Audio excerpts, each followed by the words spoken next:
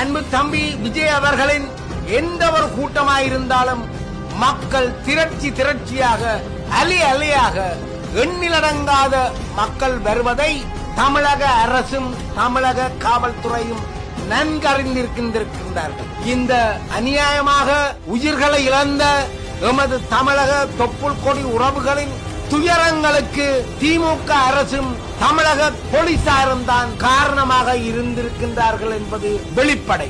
காணாமலாக்கப்பட்ட உறவுகளுக்கு ஏற்பட்ட துயரங்களை துணிவாக அடுத்த வருடம் முதலமைச்சராக ஐக்கிய நாடு சபைகளுக்கு சென்று ஜெனீவாவுக்கு சென்று எமது பிரச்சனைகளை ஈழதேசத்து பிரச்சனையை காத்திரமாக கதைக்கக்கூடிய தமிழர் தேசத்து மருமகனாக ஈழதேசம் என்ற உலக தமிழர்கள் அனைவரும் அன்பு தம்பி விஜய் அவர்களை பார்க்கின்றார்.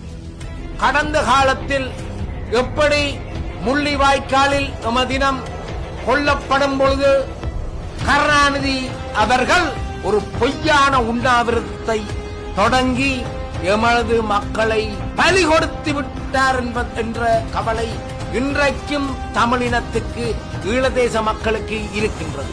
தேசிய தலைவர் பிரபாகரனை இழந்து நிற்கின்ற தமிழினத்திற்கு ஒரு ஆளுமையுள்ள, ஒரு வல்லமையுள்ள, ஒரு நேர்மையான உண்மை